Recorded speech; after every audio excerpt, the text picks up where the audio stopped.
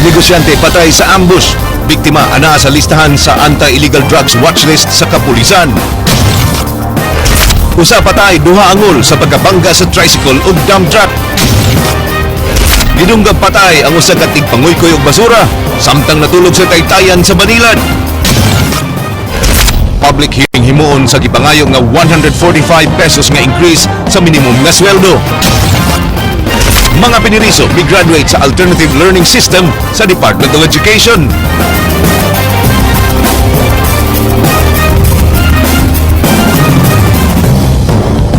May hapon Sugbo Kabisayan, aniya na mga balita ubarang kanatibuk-ang pwersa sa News 5 Cebu. Karong adlaw Martes, petsa 14 sa buwan sa Hulyo, tuig 2015. Ako si Glenn Soco. Amo na ihatod ang masa yung pagbalita inubanan sa mas komprehensibong impormasyon. Ako si Georgia Herrera. Georgia, ang mga mag-uuma sa lalawigan sa Sugbo naka-alerto na karon nunot sa subling pagbalik sa panahon sa ting-init.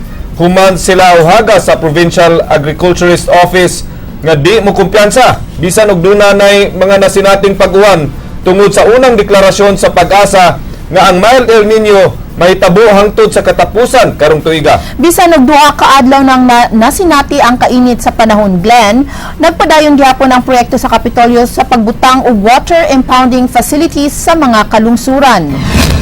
Wa hinuon sila nadawat nga report nga dunay mga lungsod nga nakasinati og kakuwang sa supply sa bugas tungod sa nag-usab-usab nga panahon. Padayon pasab nga giila karon sa Kapitolyo ang mga lugar nga posibleng butangan og water impounding facility.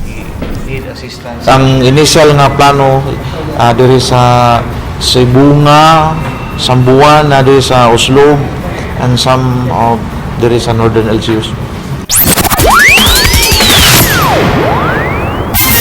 Padadaan sa LTFRB og show cause order ang Vallecar Transit aron pa esplikaron kung nganong dili angay suspensyon ang prangkisa sa ilang series bus nga nakaligis og babae kagahapon sa buntag sa Barangay Kinasangan.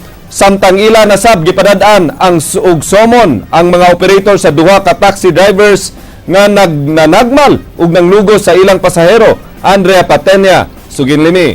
Bawa na nakatin ba sila kay nami record na din. Gikatakdang pasakaan og kasong reckless imprudence resulting to homicide ang bus driver nga si Geoffrey Boris, human niya mabanggai ang pedestrian nga si Rosinda Encontro, 68 anyos. Nasayran sa sitom nga nakalapas sa 40 kilometers per hour nga speed limit si Boris. Gawa sa kasong kriminal, 2,000 pesos ang multa sa driver alang sa kalapasang reckless driving sa first offense, samtang 5,000 pesos ang sa operator ubos sa joint administrative order.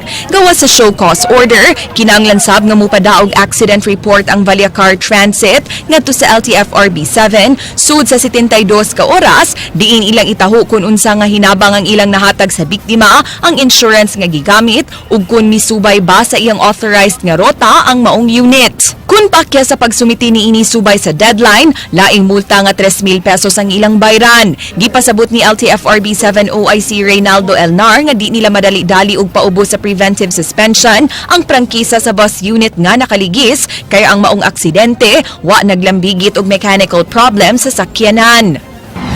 Lisod po na kay suspension nga nakita na tuwak po sa sala ang sakyanan. Whereas katungturan sa pangpang, nakita mo yun nato, kinahanglan yun nato, investigaron na siya. Manang isuspension nato ang tanang mga sakyanan niya. Kaya ito ipa-inspection ang roadworthiness sa kasakyanan. Mato ni Elnar magsilbi unta kining leksyon sa mga bus drivers nga maghinay sa pagmaneho. Duna sab sila'y nadawat nga mga taho nga ang ubang pasahero mismo ang mo-request nga magpakusog ug padagan ang mga drivers aron di malate. In fact, doon ay mga ubang mga pasahero, nagreklamo sila na madugay kuno sila, mabot sa ilang destination. Mas ngayon na lang na, kaysa laing destination yung mabutan. Sa laing bahin gipadadaan na sab og summon ang mga operator sa duha ka taxi drivers nga gireklamong nanapat og babaeng call center agent ug laing driver nga giingong nang lugo sa iyang babaeng pasahero nga nakainom. Matod sa LTFRB 7, kun kasong kriminal ang atubangon sa mga drivers, duna say kasong administratiba nga atubangon ang mga operators. Sigon ni Elnar, isolated ang duha ka mga insidente ug di tanang taxi driver sa Sugbo mga maldito. Hinuon angay magamping ang mga pasahero siguraduon nga malista nila ang plate ug body number sa taxi. Likayan nga mag-inusara sa pagsakay kun gabii, hilabi na ang mga babay nga nakainom. Samtang alang sa drivers, angay hinumduman nga ang pasaherong nakainom, di angay pahimuslan. Ang bigyo na niyo pahimus na siya, ihatod yun na siya sa iyang destination. Hindi na niyo na pahimus. Kaya pahimus na niyo na. Magkatulong siya mga criminal case na namin. Andrea Patenia, News 5. Magpatabang sa Bureau of Fisheries and Aquatic Resources ug Bantay Dagat si Mayor Michael Rama alang sa pagmonitor sa mga iho nga giingong gipamaligya sa carbon market. Ray Pasaporte, Suginlimi. Posibleng mulabi si Mayor Mike Rama sa City Council sa pagban sa pagpamaligya og iho sa kamerkaduhan sa syudad. Apan kun duna nay existing nga balaod niini ang nasyonal, unya nataligaman sa pag-implementar kinahanglan kining ipatuman. Naukay ang City Hall gumikan sa mikatap nga hulagway sa BB Shark sa social media. Things like this may be through dagat or market, in particular the fishery, which is the DBMF. I do not want to be judged because there are agencies that knows well on how to address it, and definitely there will always be, it being prohibited, there will always be sanctions. Ganihang kadlawon, nipahigayon og inspeksyon si City Market Administrator Raquel Arce uban sa iyang mga sakop sa karbon. Mana na ko gidinay nga naa gyud na nakitaan ko tong nga picture. Unya ning tubagan nito katong ning hatag sa picture asa gyud dapita. So ako dang girumbo. Wa gyud negative naman gyud, wala na siya. Way nakit ang iho nga gipamaligya sa karbon ang grupo ni Arce. Apan duna na siya gihuptang mga pangan nga namaligya niini. Duha ka ambulant vendor ug usa ka legitimate vendor. Gani na maligya sab sila og linara nga pawikan. Sa kinsay mga vendors nga namaligya ana gani napag yung mga nanindag linarang with kanang pawikan and kanang iho nga maoy ilahang ginaluto.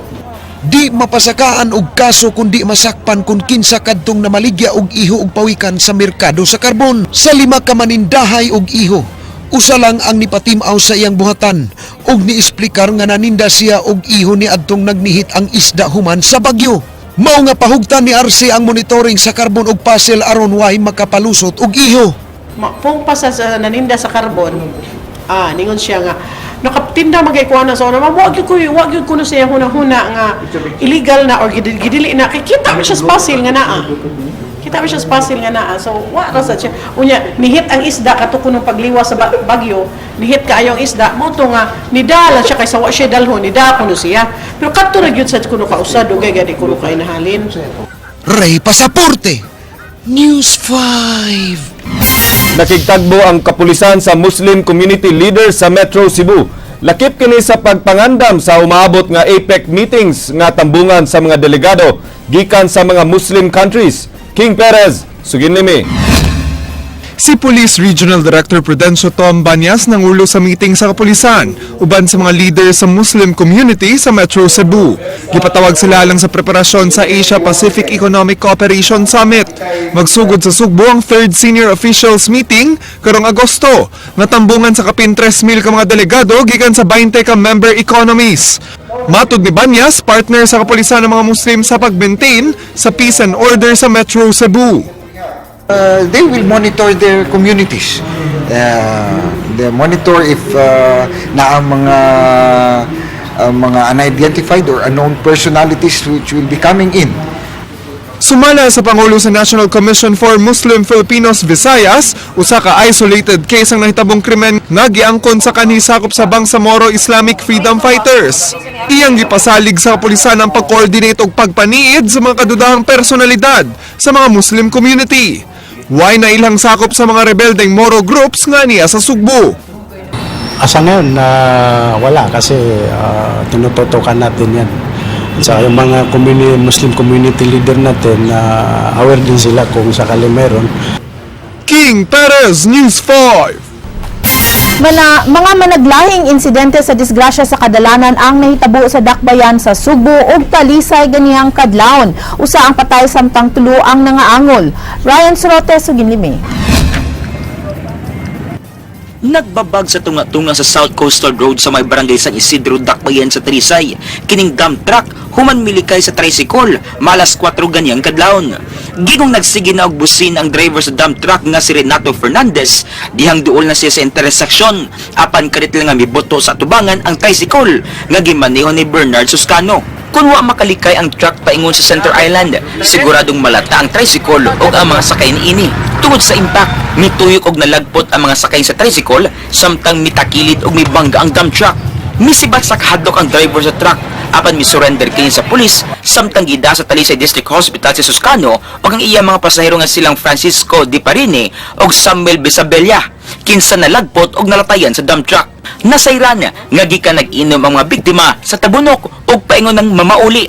Tapsingan lang siya, huwag hindi maintibahan ng igo. Pero ang mga sakayan lagpot ay ang usa patay ito sa. Kana may wa mi kay bawong ana pa na sila dito kay usahay kani siya mo mugikan ni alas 6 pa man para mamasahero ba. Di na sabhapit makalihok ang driver ining motorsiklo nga si Carson Mercury Chester instead George nga taga-Sangi Barangay Paho Dakbayan sila Pulapo, human mibangga sa auto sa Banayng Inot pasado alas 2 ganyang kadlawon sa may MacArthur Boulevard. Giingong nasukamod si Carson og nahog siyang motor, human wa niya mamatik di ang naghunong nga sakyanan. Gitabang sabang usa sa mga sakay sa auto kay naglisod og ginhawa samtang gidasat na balanan si Carson.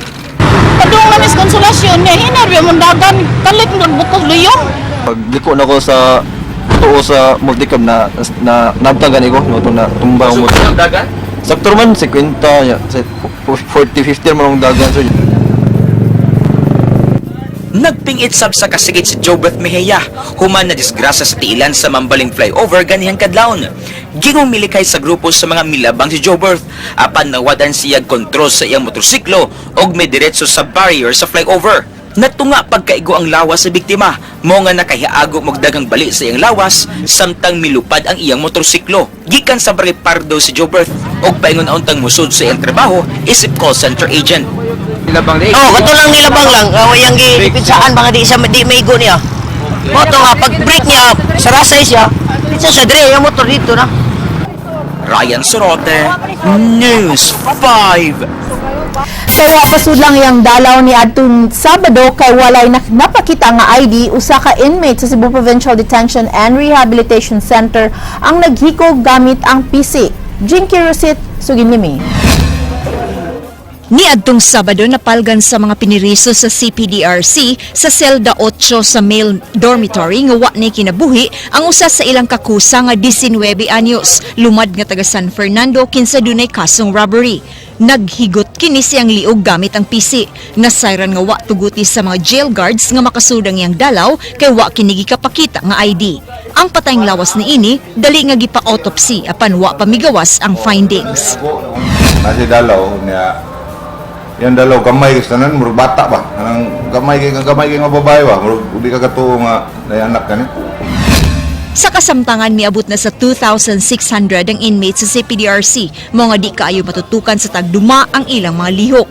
Tungod sa nagkataas nga ihap sa mga piniriso, naglaraw si Toral nga hangyon ang Kapitolyo nga kun mahimo kadtong mga bag-ong piniriso nga mahimo orang ipaubos sa rehabilitasyon adto na lang dadon sa laing pasilidad.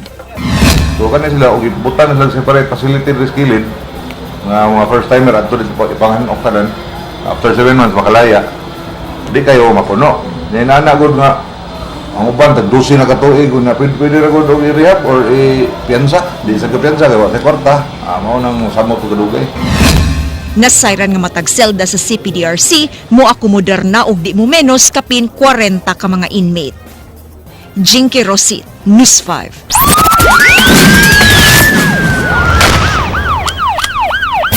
Patay ang usa ka negosyante sa Lorega. Human giambush sa duha ka tawo nga nagsakay og usa ka motorsiklo.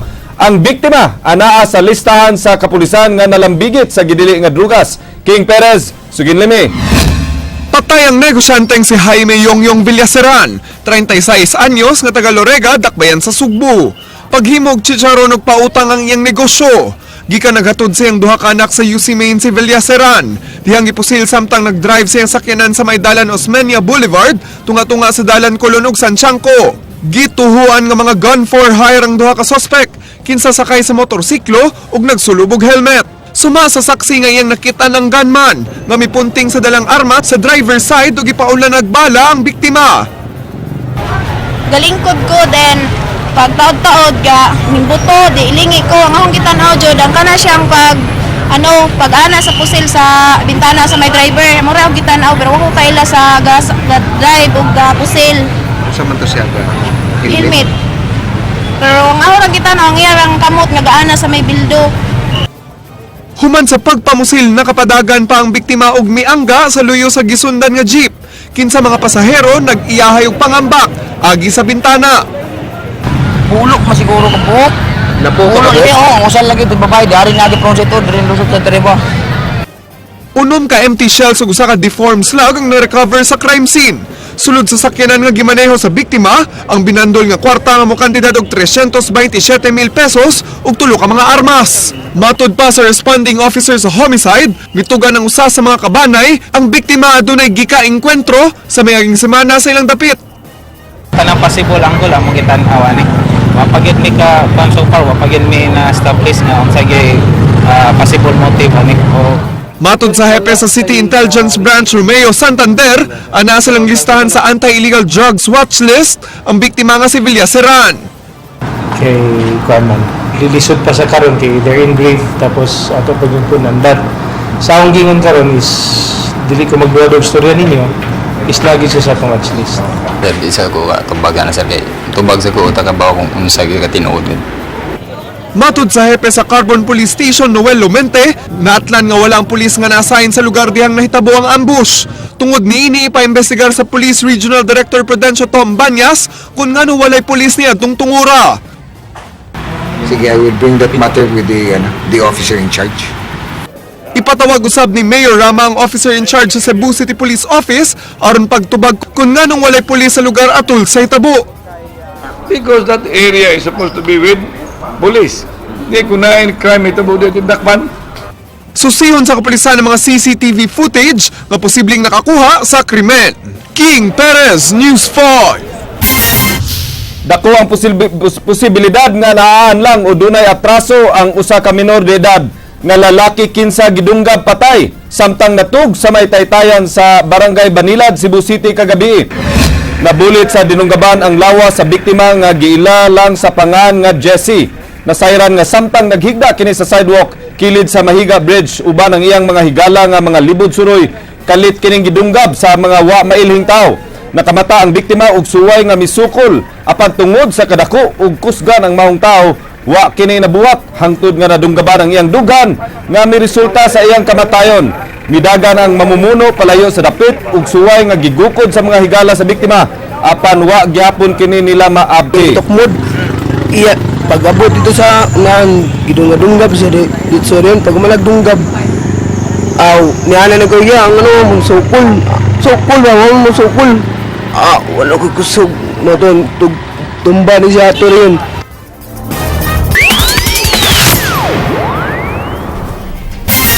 Usa ka public hearing gikatakda alang sa petition nga nangayog 145 pesos nga increase sa minimum nga sweldo sa Rehiyon 7. Paigo kini alang sa mga mamumuo apan dako ra alang sa mga tag-iya sa mga negosyo. Timbangon sa Regional Tripartite Wages and Productivity Board nga angay sa duha ka panig ang ilang makabot nga desisyon. Andrea Patanya, Suginimi. 340 pesos. Mao kini ang kasamtangang minimum nga suhulan sa mga mamumuo sa mga lugar ubos sa Class A category sa Central Visayas. Usa na niini si Ariel, usa ka food server. Matag adlaw, mugastos siyag 100 pesos alang sa pagkaon, 50 alang sa pamliti, 50 alang sa load ug 50 alang sa abang. Sa iyang 340 pesos matag adlaw nga sweldo, 90 na lang ang iyang matigom. Kung kwentahon iyang 90 pesos sud sa 30 ka kaadlaw matag buwan, duna siya 2,700 pesos. Ang 2,500 pesos niini iyang ipada sa iyang pamilya. Busa matag buwan, 200 pesos na lang ang mahabilin alang kaniya. Kung pait ang sitwasyon sa ulitaw nga si Ariel, mas lisod ang kang Henry nga pamilyado. Matag buwan, makadawat siya average nga 7,500 pesos limpyo nga sweldo minus tax. 3,000 iyang gasto sa tuition, 3,000 sa pagkaon ug 2,500 pesos sa abang. Busa, short na siya matag buwan ug 1,000. Puwerteng lipayan nila ni Ariel ug Henry sa dihang nahibaw-an nga misumiti og petisyon ang Cebu Labor Coalition sa Regional Tripartite Wages and Productivity Board ug 145 pesos across the board increase sa minimum nga suhulan sa Region 7. Asa trabahante diri sa Metro, malipay jud mi na tag 5 pesos lang o dagdag or 10 pesos, malipay jud mi ana kay para iwat na lang dugang sad sa amo ang mga sweldo. Baka makapalit kag mga pagkaon na unexpected mong paliton. No? Kana bahay na ano, okay kaya na ma-approve siya. Nga naman. Kaya puno-puno sa allowance ba? Nang ko estudyante daw ka di sakto kay na para puno-puno sa kuan kadadlaw nga kinahanglanon. Matod sa SELAC, ang 340 pesos nga minimum wage karon di na matawag nga living wage, kundi living wage. Angay matod pa ang 145 peso increase aron mapatasan ang purchasing power sa mga trabahante karon nga nagkamahal ang mga palaliton. Apan kung ang pangu sa Cebu Chamber of Commerce and Industry ang pasultion, dako ra kaayo ang gipangayong 145 pesos sa maong coalition. Gikahadlukan nila nga moresulta unya kini sa pagsira sa mga kompanya. That is really very high. Almost 50% or 42.6% increase. And our inflation rate is only 2 to 4% as projected by Bangko Sentral. So that will really cripple a lot of businesses. Some might even close.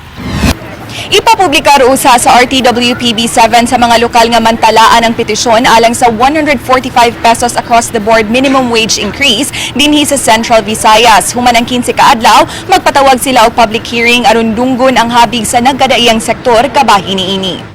Human sa public hearing, kinahanglan nga makakabut og desisyon ang board kung aprobado ba ang petisyon o kung pila sab ilang ipatuman nga increase sud sa 45 kaadlaw.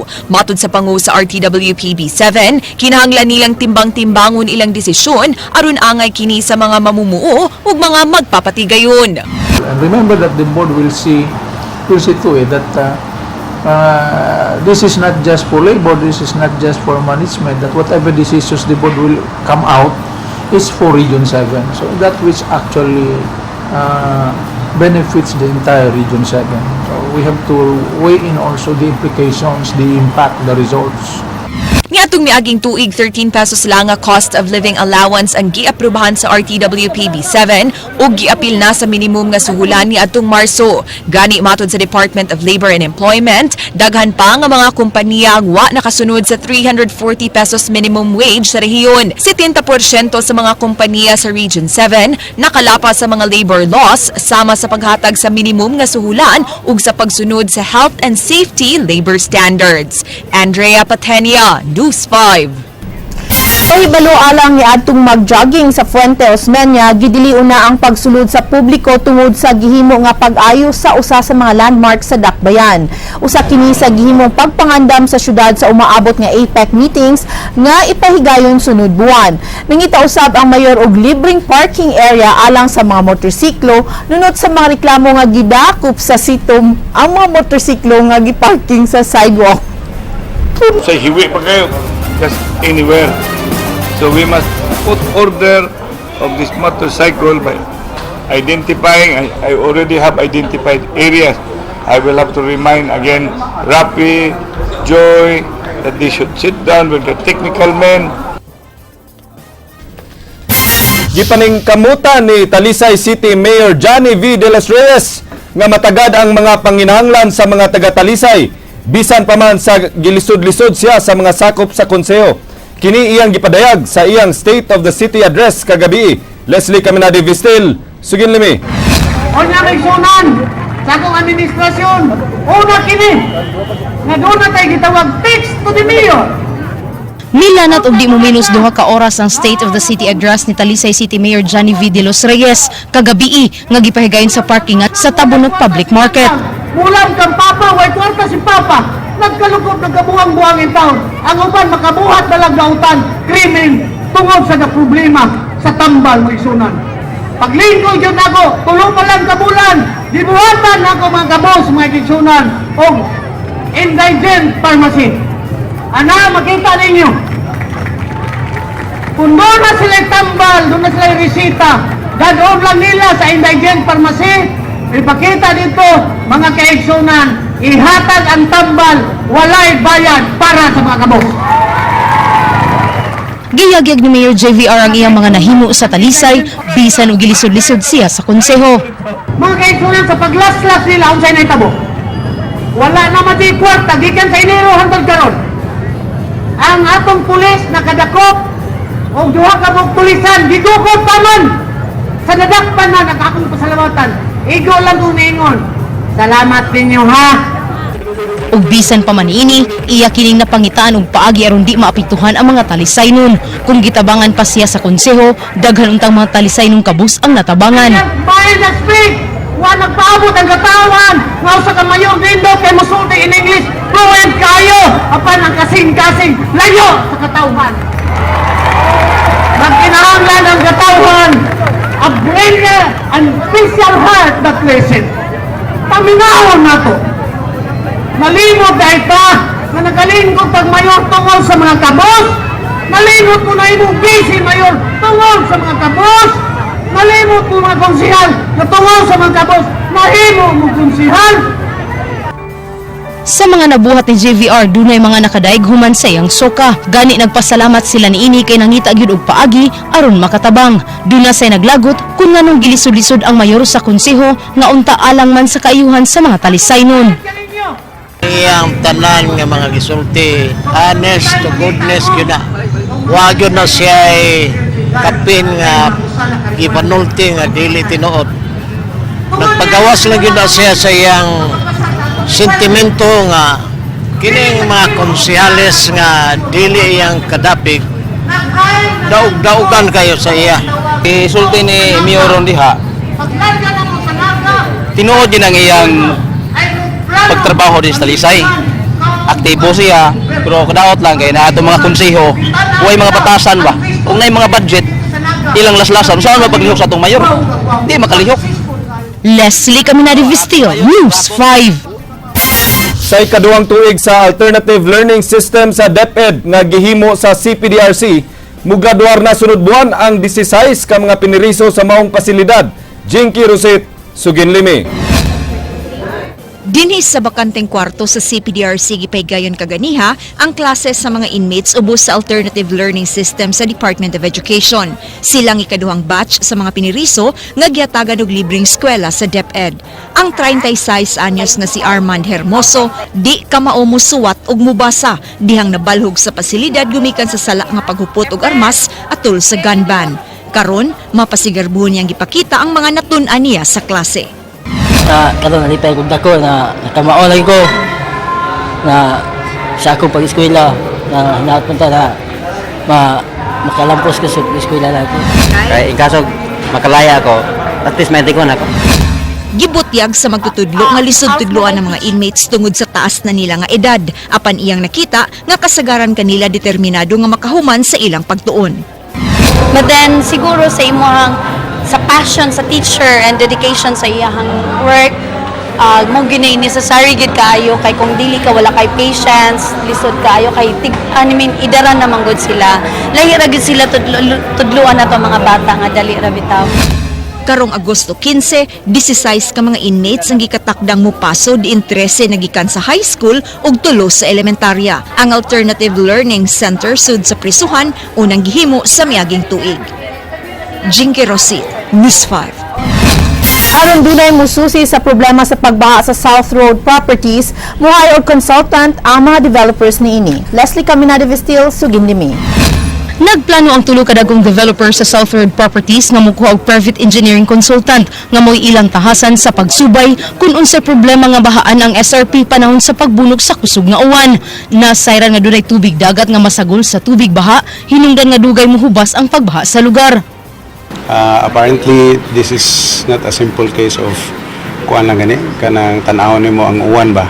Kay looking at it, habog man nidaan ang SRP sa dagat but mahibong ka nga nung naam gyud po tubig. So there's still the possibility nga nag-abot pa ning uwan og dagat gani. And that's part of the study. So ug naa na siya nga issue, di ta kaingon nga mahuman og dali ang studies ba. Well, for now, what we agreed among us, the three developers, is we'll pool our resources towards coming up with a comprehensive drainage master plan. So that's more of a technical. So we might hire a consultant to help us come up with a drainage master plan. Samtang wa pay na-hire nga consultant, nagkasabot ang SM Prime Holdings, Ayala Land ug PhilInvest nga sila una ang mulili sa maong problema. Ug kung duna na sila'y consultant alang sa maong suliran, naghinaot sila nga kini masolusyonan dayon. We agreed in this meeting today that each, like us, PhilInvest and SM, which already has their own development, will address our own flooding separately.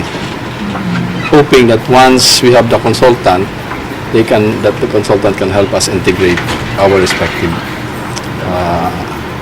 drainage design for the immediate solution. But it doesn't stop us from coming up with a long-term comprehensive drainage master plan. Gipasabot ni SRP consultant Roberto Varquez nga kaniadto ang SRP gidisenyo alang sa manufacturing ug nausab na kini karon. Nagsigig develop ang atong mga gipangsilhan na ang mga yuta, gipang siminto na, no? Ya naapay siging construction nga ang atong mga drainage U-ditch na to ma-clog up, no? So it needs really a lot of effort from also the developers to clean up atong gamay nga drainage system available. Leslie Caminada Vistil, News 5. Maukat ang mga balita sa Aksyon Bisaya, kini si Glenn Soco. Daghang salamat, ako si Georgia Herrera. Bisan asa, bisan kanusa, kapatid. Lagi lang kutob sa balita. Aksyon!